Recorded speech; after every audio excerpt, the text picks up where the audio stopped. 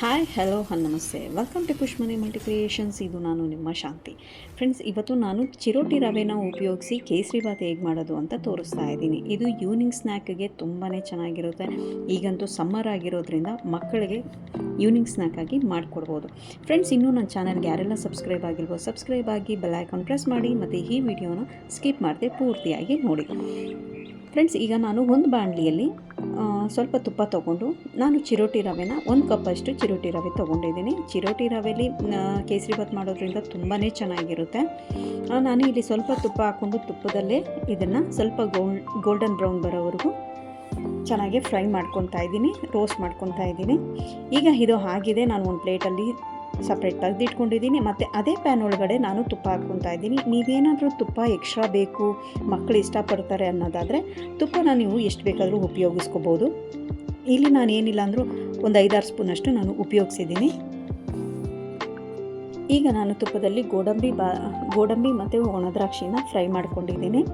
ಈಗ ಆ ಉಳಿದಿರೋ ತುಪ್ಪನ ಏನಿದೆಯೋ ಅದೇ ತುಪ್ಪದಲ್ಲಿ ಮತ್ತೆ ನಾನು ರವೆನ ಸ್ವಲ್ಪ ಬೆಚ್ಚಗೆ ಮಾಡ್ಕೊತಾ ಇದ್ದೀನಿ. ಬೆಚ್ಚಗೆ ಅಂತಂದರೆ ನಿಮಗೆ ಗೋಲ್ಡನ್ ಬ್ರೌನ್ ಬೇಕು ಅಂತಂದರೆ ಅದು ನೋಡಿಕೊಂಡು ಎಷ್ಟು ಬೇಕೋ ಅಷ್ಟು ಫ್ರೈ ಮಾಡ್ಕೋಬೋದು. ನಾನು ಸ್ವಲ್ಪ ಗೋಲ್ಡನ್ ಕಲರ್ ಥರನೇ ಫ್ರೈ ಮಾಡ್ಕೊತಾ ಇದ್ದೀನಿ. ಸ್ವಲ್ಪ ಗೋಲ್ಡ್ ಕಲರ್ ಥರನೇ ನೋಡ್ಬೋದು. ಫ್ರೆಂಡ್ಸ್, ಈ ರೀತಿಲಿ ನಾನು ಅದನ್ನು ರವೆನ ಹುರ್ಕೊಂಡಿದ್ದೀನಿ ನಾನು ಅದಕ್ಕೆ.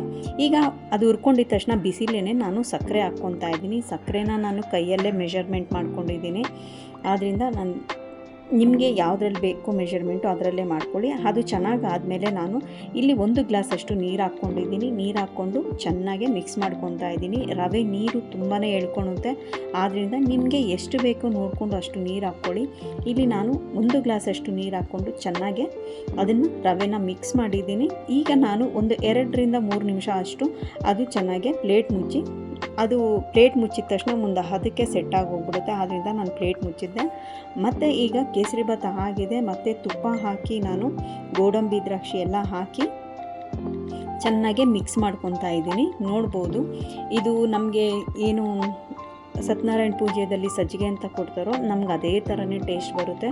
ನೀವು ಒಂದ್ಸಲಿ ಟ್ರೈ ಮಾಡಿ. ಅದರಲ್ಲೂ ಮಕ್ಕಳಂತೂ ತುಂಬಾ ಇಷ್ಟಪಡ್ತಾರೆ.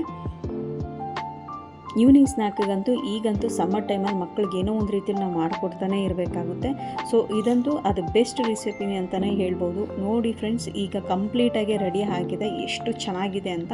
ಮತ್ತು ಅಷ್ಟೇ ಸಾಫ್ಟಾಗೂ ಸಹ ಇರುತ್ತೆ. ತಿನ್ನೋಕ್ಕಂತೂ ಬಾಯಲ್ಲಿ ಇಟ್ಕೊಂಡ್ರೆ ಅಂತೂ ಈಸಿಯಾಗಿ ಒಳಗಡೆ ಹೊರಟೋಗ್ಬಿಡುತ್ತೆ. ಅಷ್ಟು ಸಾಫ್ಟಾಗಿರುತ್ತೆ. ಇನ್ನೂ ನೀವು ತುಪ್ಪ ಎಕ್ಸ್ಟ್ರಾ ಬೇಕು, ಗೋಡಂಬಿ ದ್ರಾಕ್ಷಿ ಎಲ್ಲ ಎಕ್ಸ್ಟ್ರಾ ಹಾಕ್ಕೊತೀನಿ ಅಂದರೆ ಧಾರಾಳವಾಗಿ ಹಾಕ್ಕೋಬೋದು.